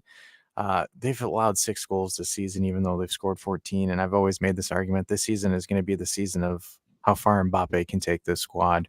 Mm-hmm. But you have Brest and Nice. That kind of sounds funny. Brest, Nice in the first 2 places in 13 and 12, respectively. Why do you hear Nice and you think about breasts? Because Nice breasts. You're the creepy uncle. I'm just saying, PSG's got some Nice breasts over here. But overall, they're PSG struggling. I think it's again struggling really to get what Luis Enrique is, because Luis Enrique is, let me create a bunch of possession, but he always goes for teams that don't have genuine number 9s. I don't know why, but the last really good number 9 that he's had is Luis Suarez. But we'll see. Obviously, PSG should walk through this league. I mean, I'd be surprised if they don't, but given how much money they have, of course, but when I look at the team itself, I'm really not, this is, I really don't follow. I have been paying attention to Nice, but that's just because of my betting betting addiction. No, yeah, well, no, I kind of, I got hip to Nice somehow. I read an article about just how effective they are, especially when they're at home. And I was like, huh? So I've just been keeping an eye on it. But like, they got Moani, and Moani's a great youngster, but he's still young. Now you have Mbappe, who's obviously one of the best players in the world, but like their midfield doesn't really inspire too much confidence outside of maybe Fabian Ruiz. But Fabian Ruiz, I think, is good. I don't think he's great. And their defense really doesn't inspire confidence in me at all. Who? I mean, you got Skriniar back there. I'm like, Bro, you know, This is the most we've talked about PSG. PSG and just like League On and Well, the ever. thing is, like, so they said it right. Their president said like, "Hey, we're going away from flashy purchases. We're kind of going," which they need to do. Yeah, which they needed to do because it just wasn't working for them. They just were a flipping meme at this point. But yeah, I think that's probably just the growing pains of the direction that they're going. The turnover, yeah. But I actually really like that Nice side. Just from a betting perspective, that's about all I know. All I know is that Sirigu is playing football for them. Wild. Their manager is Italian. I did know that. Somebody I don't know though.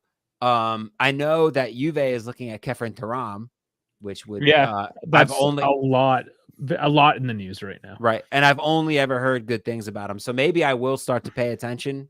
Like he's a beast. He's a younger Pogba. He is a younger Pogba, minus the injury and minus the sauce. I mean, is there voodoo involved? There is no voodoo. The only voodoo that's involved is for the other team. Is how do I stop this guy? Right. Yeah. No.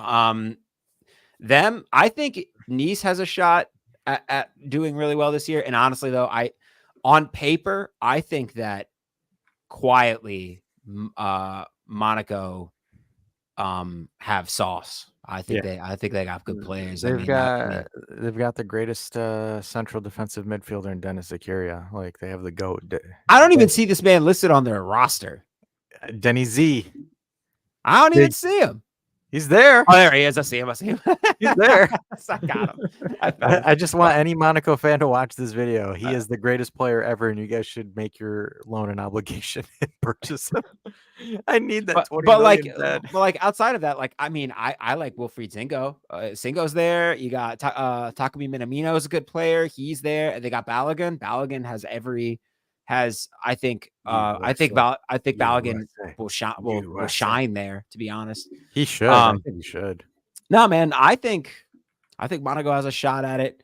I think this league is going to be, this might be the year. And I know Lille won a few years ago. That Timmy W side. But I think this year could be interesting. It could be worth a little bit of a watch. That's amazing. We do. Yep. Incredible. I love that. Alrighty, so I think that covers the league. So we'll move on to Serie A. So the Serie A weekend for Juventini, it is go back to our caves and hide in a hole. But I definitely did that. Oh definitely. Yeah, really. But kicking off the weekend, Milan get a 1-0 win over Hellas Verona. So Hellas Verona was starting great. The first 3 matches have finally petered out. Milan kind of struggled to get that win there, but they did. Obviously, we shat the bed. Juve and rain don't work that well. We covered in 226. You'll hear it. You'll hear it.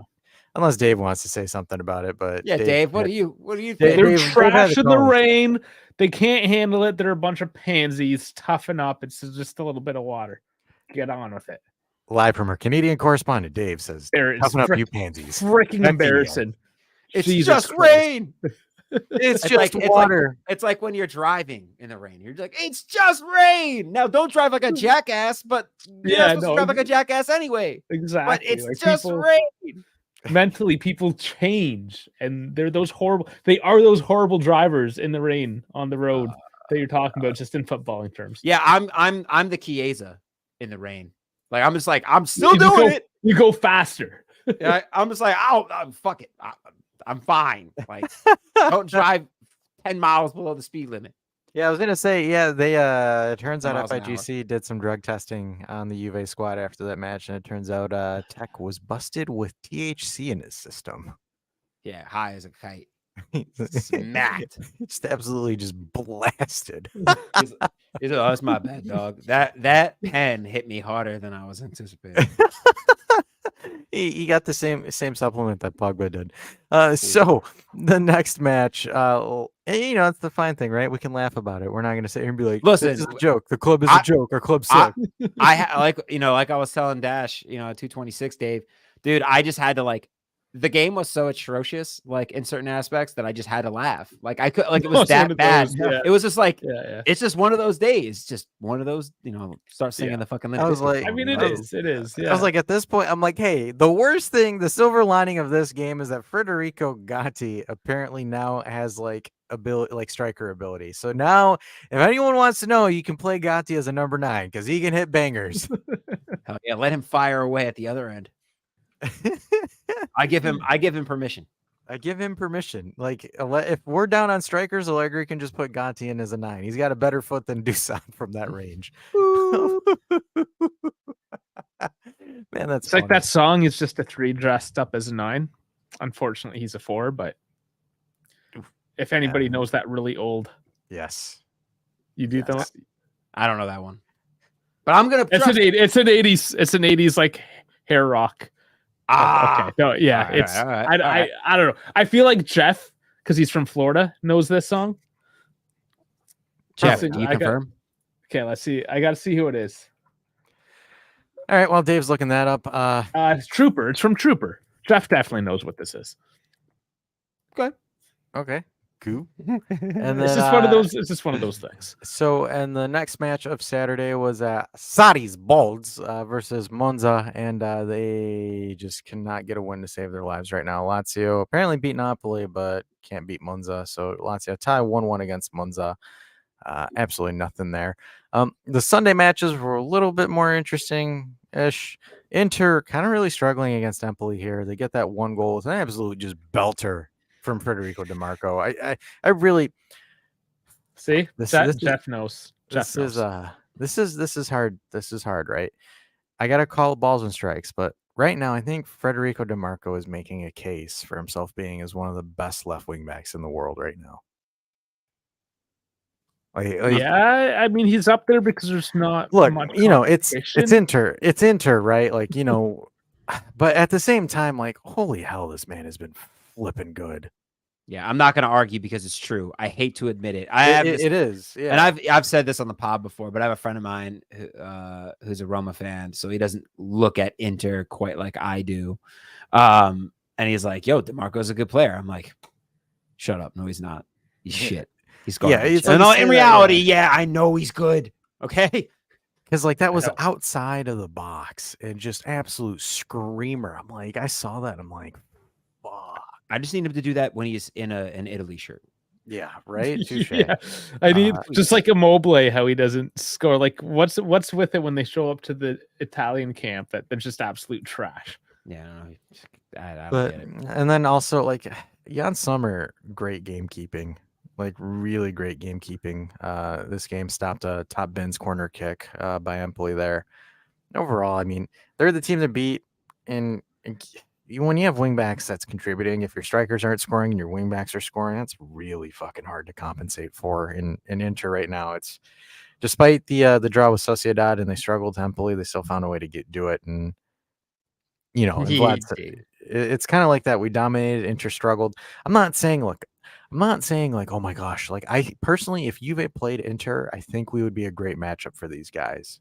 I think this Juve squad with what we've seen can beat Inter quite soundly. The only concern I have if we play Inter is please don't fucking rain. Please, no fucking rain. It's that meme for what is it? Cheeky Blinders. It's no fighting. No fighting. If it's no fucking fighting. If it's raining, how would you see Barella's tears? Oh, good question. It'd be busy because it'd be masking ours. Because, if I have anything to say when it comes to being a Juventino this season, no raining, no fucking rain. That's all I want. No Fucking rain. Is this like That's some it. comic book thing we're doing right now? What's Oh going on? my It's God. Netflix. It's a scene. It's a scene from Peaky Blinders. Oh, okay. If you haven't seen that show, I've and you seen my have wife Netflix, watch it. It's fine. I don't need to watch dude, it. it's so I good. don't, The I don't first- need to watch it. Okay, so I'm good. basically, he's getting married and he's wound up. So he's telling all of his boys, don't pick any fights. And then of course, naturally, this waiter comes walking in because they're in the kitchen and he gets shoved a little bit and he goes, "Get the fuck out!" He just shoves him hard as shit and you hear the crashing and everything. It's classic, dude. It's great. Watch Peaky Blinders. No, That's that. I don't. Dude, that I don't show- watch that shit. It's too drama. I don't do drama because it's I can tell that you're just acting and it's fake and you're doing a bad job. I'm sorry. I'm reading some of these comments. Dave's like, "Hey man, it's autumn in Italy. That bitch gonna rain until summer." It's like what is it from Family Guy? The Blackie weather report. What's going on? It's gonna rain. It's gonna rain. It's raining. It's raining. Thanks, Ollie. So basically, because you don't know my old man rant here, Zach, because you're never. I shouldn't say you're never here, but I just don't watch TV because I don't care because it's all just make believe and they're all just making the same story over and over again, and I've already fucking heard it, so I've moved on. That's why I watch football because it's real. It's different. All right, man. All right. I mean, Allegri murder ball is the same every weekend, but by and large, we shoot ourselves in the dick a different way each weekend. No, I think the question is how are the players going to shoot Allegri in the dick this weekend? I think that's what it is this season. It's not game planning has been fucking phenomenal. Our game plan has been awesome. It's just you have a bunch of really stupid shit that goes on. And then Frankie says, "But what about snow since winter is coming?" Oh God, please stop. Oh, That's boy. just bringing back Galatasaray coming. matches. That Galatasaray match. Jeff says Juventus training ground these guys should just train with sprinklers on. If I was Allegri, I would tell the groundskeeping, buy sprinklers. I don't even care. I want Allegri to show up to training with a fucking super soaker and as Dusan's dribbling, blast him in the face with it and see if he can still finish. Dude, that would actually be incredible. Think about the content though, right? It'd be brilliant. Juve marketing, if you're watching this video, you know what to do. Just blast him with and I'm fire pretty hoses. sure you are. I'm pretty sure Juve marketing is watching this. So Juve marketing, if you want yourself a nice viral video, have Allegri come in with a super soaker and shoot the shit out of Chiesa and Dusan. If you need some help, I know how to lay some hose. What about pipe? Hose. You beat me. That was the man. I mean, He knows how to he knows Well, hose. It was the same joke. It's the same Hoses joke. go limp, Dave. You need to be firm. You need to be a very firm. Not when you charge it and you get it all primed. But come on the door. You want it nice and long and firm. It's you want to show the world that you love calcio. You love it. I like a calcio. I do fuck heavy with calcio. Calcio is life. I like calcio. I like IFTV. Look, I'm wearing a calcio hat. No, I'm gonna go watch. Fucking Sam, man. I love Sam. That was one of the best guys that I think he released the episode where he fully covers it on the Bordello, but holy fuck, that was hilarious. So to give you guys context, so no beef with these guys. We're just specifying it because I know someone's gonna sit there on the comments and be like, "What's your beef with these guys?" So that happens anytime their name gets brought up. So I know it's hilarious, but there's no beef, just context. So IFTV released a shirt line or a hat line that says Forza Italia. Little do they know that's Silvio Berlusconi's campaign slogan, Forza Italia. No, I think that's the party. It's the party. It's the actual. It's the party is name. Forza Italia. Yeah, which sucks. I can't say that shit. So it's the actual party, and they made the logo look almost similar. And I don't think they did it on purpose. They just accidentally. I don't know. I don't know. This is where I'd put on a tinfoil hat. I was going to say, can we pull it? Yo, do you have it? Do you have the hat? I always have it. Put the hat on, Dave. Let's see if I can find their stuff. Dude, that hat is incredible. Okay, so this is what I'm thinking is going down. They know they're playing it. They probably have cousins. They have family back in the party. This is their way of infiltrating the American system and getting it from the inside. This is Italian fascism coming back. Oh, This is, look at it. There's a cultural ultras Forza Italia. How is that not politically charged? yeah. Yeah. They're either 100% totally like out, like not in touch with Italian history whatsoever, or they're totally playing into it. It's one of the two. Yes, it's on the spectrum. It's no way. It's like coincidence. It has to be. Nah. You're either an idiot or you're a fascist, or you're in this case you're both. If you're yeah, I get it. One of them goes hands in hand. Vlad's comment is fucking hilarious. He's like, "Miga, it's a poorly done copycat." I'm making it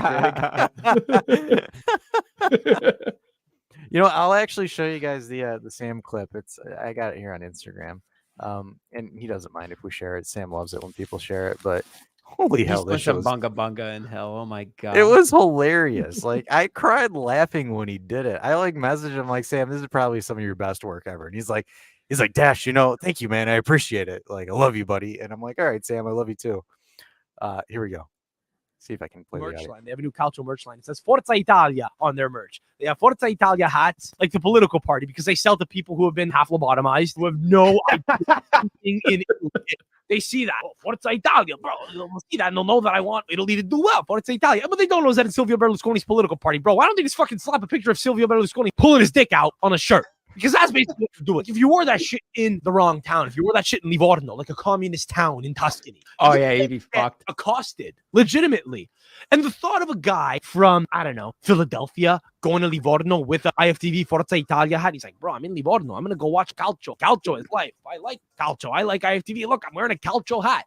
Forza Italia. Getting accosted and told, non sa neanche cos'è. Non sa neanche cos'è. Di cosa si tratta? Di cosa si tratta? Dell'accento toscano, a Livorno. E io sono comunista, capito? Io sono comunista. Tu sei un caso di quello che stai sostenendo. Stai sostenendo quel pagliaccio. And the guy's like, hey, paisan, what's up? He goes, Mandatore. Yo, he's so spot on, though. Oh, my God. Oh, that's the beautiful part about it, is that he's so spot on with that. It's insane. I know. It's like no beef on those guys. It's just, it was funny. Because if you didn't see the comment, but literally one of the first comments is, Sam, what's your beef with Marco? Sam's like, I don't have any beef. Right? Sam's like, what are you talking about? I don't dislike them at all. But he's like, I'm a comedian. It's my job to point this shit out. Satire. Yeah, his whole page hack revolves around doing this. Okay, capito. Comandadore. There's no beef. Yeah, well, his accent's actually really good. He speaks. Hey, what's up, paisano? Yeah. Oh, hey, you know. paisan. Hey, what's up, paisan? I'm here for the Calcio, and they're like, yelling at him like, bro, you don't belong here. Like this is a place of communism. Like, what are you doing here? Oh man, it's like I understand. Like the funny thing about those guys is like I understand that IFTV is trying to promote the Italian game. I get it, totally. Kudos to them. But that was one of the like kind of more, I want to say, tone deaf movements that they did there. Oh yeah. Like there's no, I mean, again, I'm not knocking IFTV. I follow them on Twitter. I enjoy some of their content for sure. I have no beef with them. Zero. But from a marketing standpoint, it's a travesty. This is bad, dude. Like someone somewhere did not do their homework at all. Or they just did it very well. Or they did. And they're like, yes. Very well. We are fascists. And it's like, and then you got Marco who's like, wait, what the fuck? Marco doesn't come across as being a fascist guy. So I'm just going to say, Marco's like, wait, what? What are you talking about? And it's like, oh. Could you imagine if he wore that? Oh my God. You know how funny that would have been if he wore that during like, Jeff, Paramount that's facts, stream? Baby. Livorno is based as shit. Yes. Facts. Could you what does based mean? Sorry. Based is like they know they smart. They smart. And it's beautiful as hell. Yeah, the city, absolutely. But I'm telling you, man, imagine if he wore that during like a Serie A Paramount Plus stream. I would cry laughing if he wears that hat. Oh no. Oh no. So he says, "Do you guys think that they hate it? They don't really have someone that advocates Juve on that. That's the Marco one thing. was supposed He to. used to. He used to, but now he's kind of like, sympathetic. There's a nice way of saying Is Grella on IFTV? no, Grella's Is straight he up, just straight Paramount? up- Yeah, Yes, I know I think he's a Juve fan. yeah. Him and Aaron West that are on the Paramount Dude, cast. I love Aaron West. That dude is awesome. He His knows takes, his shit, man. he does. He's He knows his super shit. sharp. Well, you could tell he used to play. Like he played pretty seriously. You can tell. But and like his takes are super sharp, and I just love like he was. So he's also like a big Arsenal guy. And he was just like going like his tweets throughout the entirety of that game was just hysterical. Like Aaron West, if you're watching or hear this show, huge fan. You're the man. Keep doing your shit. Yeah. Just saying I need to step in. He's like, I need to step in and be on it. But get Jeff on the show. Get Jeff on IFTV. get it. It's funny. We still got a couple more matches to cover. We just kind of completely segued into that. Oh, we're having a great time. Calcio. We're having a great time here. I know. Calcio. I love calcio. I love calcio. Hey, Paisan. Hey, Paisa, what's up? Comandadore. Alrighty. So, Atalanta beating Cagliari 2-0 there. Whoa. Did I just... Cagliari. Calgary? Yeah, like I said, I only bring it up once in a while. This is once. I'm just saying that one's pretty egregious. It's when you see a G and an L in Italian, it's like a yeah sound. Cagliari. Calgary? That's interesting. It's Calgary. It's Calgary. Calgary. Calgary, Alberta, Canada. There you go. And then we have again. I'm not being a dick. I'm sorry. I don't want to be a dick. My feelings hurt so much. I'm sorry. No, I'm kidding. It's totally fine. It's totally fine. The viewers do it when I play FIFA. They're like, "Hey, make Dash pronounce something." Oh no. Yeah. So Fiorentina beat Udinese with an interesting. The interesting tidbit about this Fiorentina game is that they had an X goals of 0.28 and still won 2-0. That's very uncharacteristic. That's actually remarkable. Yep. Wow. Yeah, I can't believe Italiano ball with 0.281. That was ridiculous, dude. And from what I'm seeing is that Udine had 2.3 almost, and they lost. They didn't score. Oh boy. Yep. That's good. They're gonna get relegated at this point. Oh yeah, I think Udine is gonzer. So the other last two matches, Bologna holding off Napoli 0-0. Napoli have just struggled, and the Kvaratskhelia looking like Bernadeschi meme is going alive and well right now. A lot of comparisons are him and Bernadeschi right now. So he is struggling. Osimhen had a penalty miss against Bologna, and they just struggled to break through this really stubborn Bologna side. This Bologna side with Thiago Motta is doing work, definitely doing some work. So Napoli struggle. A lot of people are complaining about Rudy Garcia. Just want to say respectively that we told you guys, but no, we said Napoli was going to stutter with Rudy Garcia as a coach, but I digress. And moving on to the final match week, you would think that getting Lukaku, Roma would kick it into high gear, but Roma still have not gotten a win yet outside of the Empoli game. Roma tied Torino 1-1. To be fair, Lukaku did score. He did. Lukaku got a goal, but Dybala looked like absolute garbage, which was kind of ironic because I thought Lukaku would bolster Dybala's game, but Dybala, ghost game, disappears completely in this one. But Lukaku does bring them up 1-0, but former Atalanta man, Duvan Zapata gets the equalizer. Dude, it was the battle of the beefy boys. I was going to say... it was the battle of the terrorist ball. Whose terrorist ball was worse? It looks like it was about equal today. Pretty much equal shots. The interesting thing is Roma had a 1.42 expected goals, which is totally uncharacteristic of a Mourinho team, and Torino with a 0.89, which is totally characteristic of a Ivan Juric squad. So they equalize, and again, essentially both teams are running practically the same formation, but really. This is like the battle of the snooze fest, right? Because both teams are like, no, you get the ball. No, you get the ball. No, you get the ball. No, you get the ball. Can't stand that. That's pretty much what that game was. But that rounds up the weekend. And looking at the table, Vlad brings up a good point. Lukaku has 2 goals in 2 games as a starter. Time to bring back the Big Rum video clip. Oh, you asked for it? I'm a delivering for you, Vlad. You just wake up and then your heart is just pumping. boom, boom, boom, boom, boom, boom. Yeah, so those moments are crazy. There you go. What the hell boy. is that? We had that saved for when Lukaku and the Dusan swap was about to It was about to happen. So we kept that there. We never got rid of it. But What was he like a Haynes? What was that? Haynes? GK? What nope, was that? Calvin Klein. He did a Calvin. Calvin Klein commercial when he was at Chelsea. Oh Lord have mercy. That was not it. It was not it, but he definitely went boom, boom, boom, boom. And I'm not even dissing like Lukaku in like the look or anything. I'm saying like just the way that was filmed and what he was saying. Very erotic. Whoever wrote that ad, It's just so nah. bad. That doesn't He's make like- me want to go. I'm coming from someone who's like who likes CK quite a bit. I ain't gonna go out and buy it for that shit. No way. I'm out. It's not. No, it's not for me. No. Yeah. Now the Hyunmin Sun shit they've been doing recently. It's good. Some good good. briefs. Yeah. Very, The comfortable very firm. shit. They cup you really well. Jesus Christ, guys. They say All right, they handle the balls very good. They handle the balls. Oh boy. Commendatore, calcio. Anyways, Commendatore. we have Inter leading the table, 15 points. Milan 3 points behind at 12. Lecce or Milk, our opponents for Tuesday. Dave released the video for that, so check it when you're done lollygagging with us.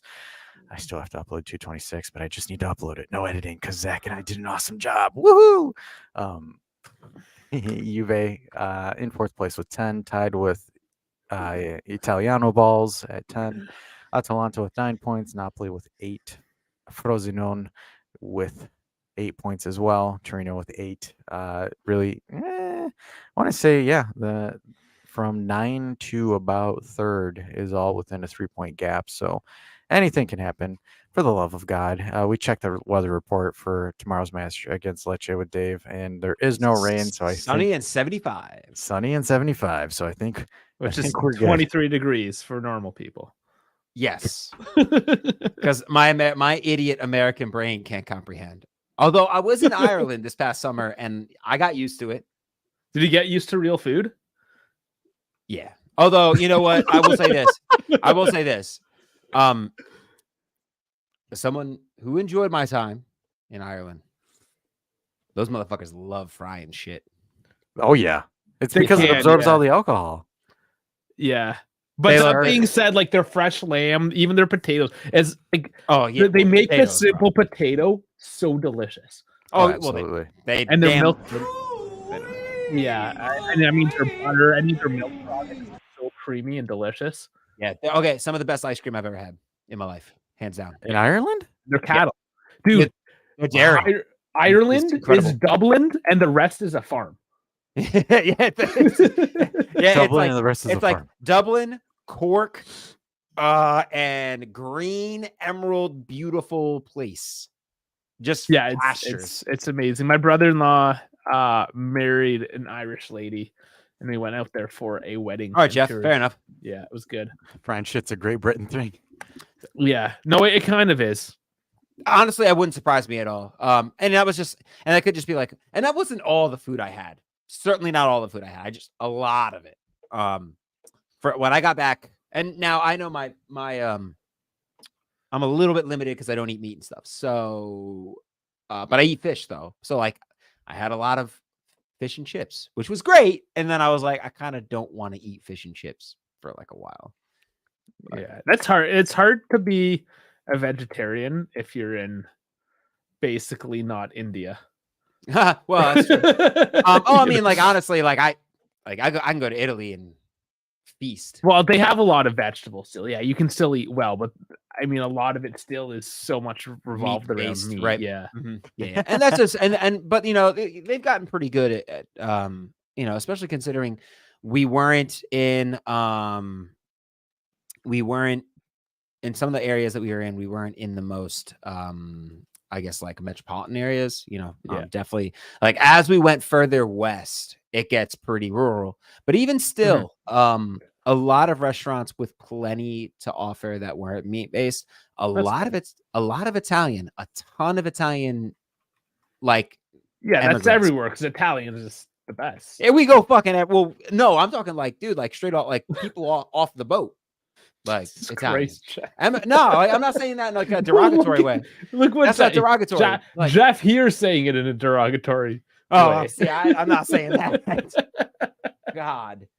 Oh man. Now their Jeff. whiskey is phenomenal. It's nice. Yeah. But dude, you just can't beat their stouts, their nitro stouts on tap, bro. Fuck, man, so good, unbelievable. Conor McGregor, he's like the yeah. He's Oh, pretty dude. much the quintessential, like just drunk Irishman that Yeah, looks like for a the fight. worst kind of like example of an Irish guy. Yeah, the worst example, exactly. But no, but as you get, but like a ton of like Italians who were either vacationing or were people that had emigrated from Italy to Ireland. A lot of really? like restaurants that we found were like Italian, like straight up Italian owned, not like I'm an Irish person who went to Italy and learned the cuisine and brought it back. It was like, no, I'm from Italy and I like brought that shit here. Which It really kind cool. of makes sense because it's not that far, really, in the grand scheme of things, No, right? It's like no. it's all still Europe. Couple hours by plane. You know. Yeah, and like let's be honest, there's certain regions in Italy. If you live, the opportunities aren't exactly. Oh yeah. You know. Listen, I man. see it. You're in the south, the rural south of Italy. You ain't got much. It's beautiful. Oh, it's I mean, yeah, it was beautiful, but no, you're right. Like I was amazed. My dad's hometown in particular is a dump. I'll just be fair. Like it's a town of 1,300, and the towns beside them have like over 10,000. Yeah, so it's like a middle of the road spot that's kind of been left behind. Yeah, and the money's not really there, and it's right. I think the people just keep it like that because that's the way it's always been, right? Which is nice as well because it's still like you're walking around back in the day in a sense, right? But it's a dump at the same time. That's fair. Hey man, you saw it for what it was. I respect it. It's beautiful. Like don't get me wrong, but like it has those quirks, let's say. Yes, quirks is a good word for it, definitely. But hey, you know, I'm hoping that's on my like to-do list this summer. Hopefully, not to go off tangent or anything. Not that we haven't been on tangent for a while, but at this point we're in like the mailbag where people ask us. We just answer it. No, I remember I spent like 20 minutes on the NFL. Like, aren't you talking footy? I'm like, yeah, I did like for the first hour and 30 minutes. All right, and now we're talking football. Hand egg. All right, hand egg. But now Italy is high up on the list this year. Because I've been saying I want to do it, and I've been wanting to do it for a while, and I like all my entire family, they've all gone, they've all hung out with my cousins and my aunts and uncles there, and I'm the only one who hasn't.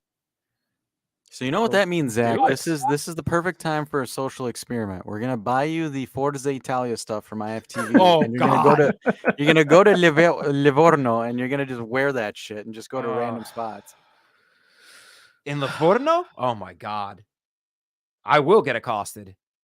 Look at this idiot America. Like that's like the type of like podcaster shit that you would see like some like clout chaser on the internet, you know, who's like an influencer would do that for clicks, but like genuine, but like would be in like genuine like potential like harm like could be done to them, and they'd be like, "Wait, what? Oh no, I'm just kidding," and they're like, "No, what? You think you're kidding? This ain't a joke." Dude, Dave, why is your dog so damn cute? She is the absolute most amazing thing ever. Is she not?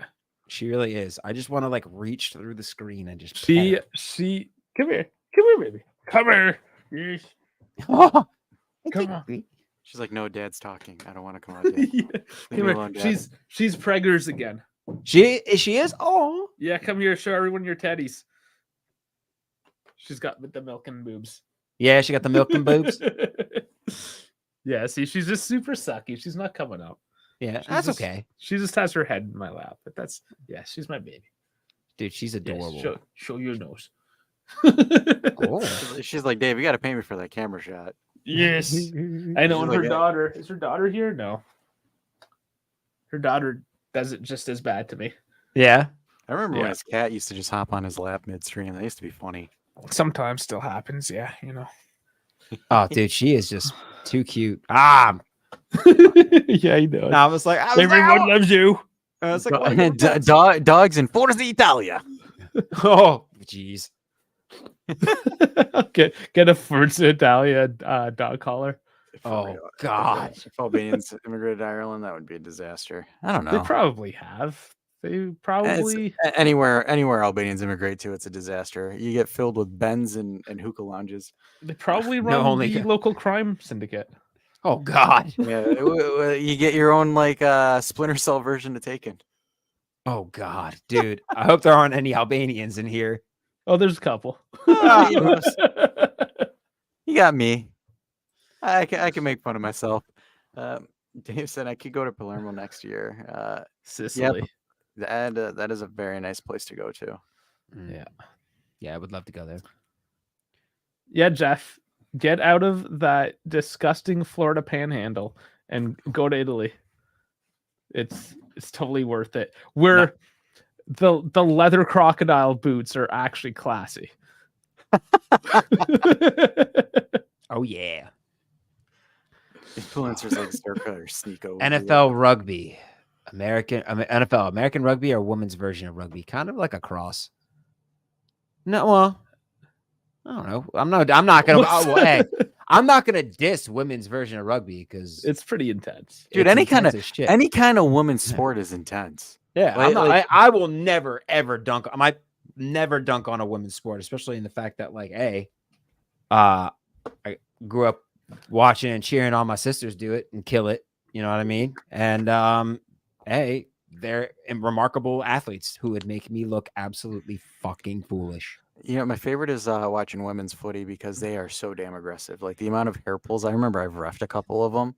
Oh boy, some of the shit I've seen. I'm like, holy hell, man! Like, chill. Right. Like the best part is like I remember this one time. So the center back and the striker were chirping at each other the entire time, and so the defender slide tackles the striker, and the striker says, your boyfriend plowed me harder." Oh my god, dude! I was like sitting there. Oh my god! I was like sitting there. I'm like, oh, I can't card her for that, but I'm like, what the hell? That's pretty good. Yeah. Pretty good.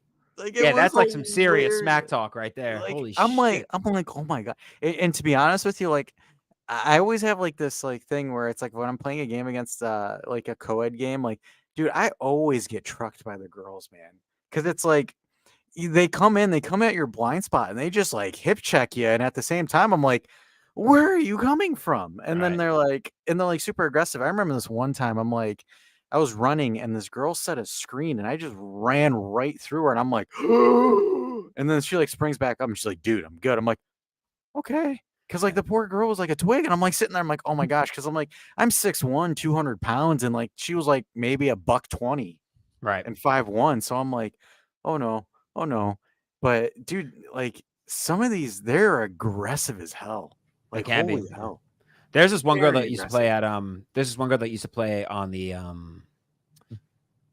indoor at the indoor place that we used to play at, and you know, you could tell she wasn't really a football player. Like she didn't really play footy, but so if she got beaten, like she would literally just like, and she was like kind of bigger, she would literally just like put herself in the way. It was actually like pretty dangerous because like I would go to get around her and she would literally just do this, and I'm like, "Ah!" And I'm like trying not to like absolutely like just crush her in like a one-on-one and like just like smash into her. But then her like leg would like stick out, and then I'm like, "Ugh!" And I'm like tumbling all over, and the ref would never call that shit. I'm like, ref, dude, that's how someone's gonna die. Like someone's gonna get hurt. Yeah, like they come in like just absolutely like it's one of those things where it's like I was joking when I was playing FIFA with the guys last night. I was like, studs up, boys, but like no, they are the definition of studs up. Like you get dangerous, man. Yeah, I remember this one girl was doing that to me too, and then I was like, you know what? I'm just gonna be petty. So I nutmegged her 3 or 4 times back to back to back. It was hilarious. She got so frustrated after the 4th one. Her friend was on the bench and they were subbing out, and she's like, "Hey, I've never seen a guy spread you so fast before." And I'm just like this. I'm like, dude, I'm trying not to get stabbed at the end of this. Like, chill. Oh my goodness. Dude, I'm telling you, co-ed with women is probably the most entertaining thing ever. I got corrected. It's alligator, not crocodile.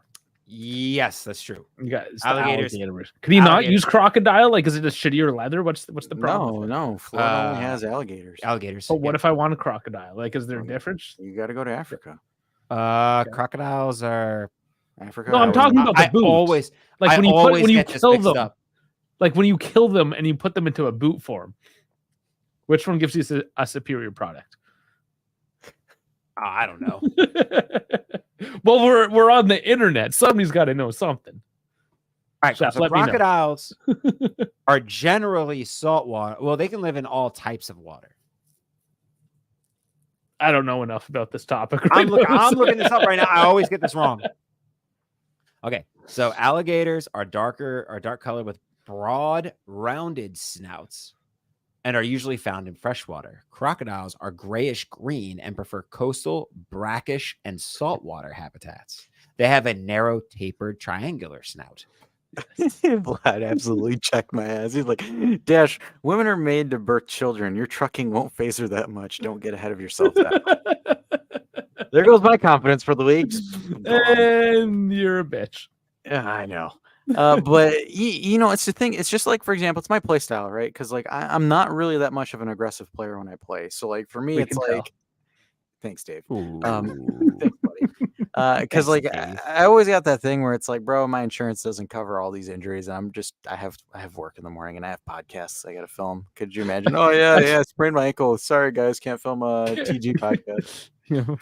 I'd imagine that'd be like an NBA player, right? They have a Load bruised management. thigh and they have to take a game off. Yeah, load management. All right, gents. I actually got to get out of here because I got a game. I got to get prepared for. Oh, you got real footy. He's got real footy, so we got to sign off because Yeah, holy kill it. smokes, an hour and Let's kill 50 it. minutes. It's a while. Shit. Yeah, I All got to right, get guys. prepped and ready. All Well, right, we'll see you Zachy tomorrow boy. for the game. Zachy boy's got to get a hat trick today. Oh, all right. I got to will it into existence now. Do it Okay. for Dave. All right, guys. for- Thanks for tuning in. Make sure you guys go ahead, click on the Discord, join in the Discord so you can see more shenanigans in there. Also, we're playing FIFA as well at some point this week where we'll be playing more EAFC to get promoted because we got promoted on the weekend. But anyways, guys, thanks for tuning in. Big ups on the Zachy boy. He might be a recurring guest if his schedule permits. To cover more of the European game. Dave, hey buddy. I'm just happy to like hang out with you guys tonight. It's been a blast. We'll do it again sometime, like tomorrow. Can't wait for it. Zachy, thanks. It's been amazing. Dash, as always. boys. See you Bye. later, alligators. Good night.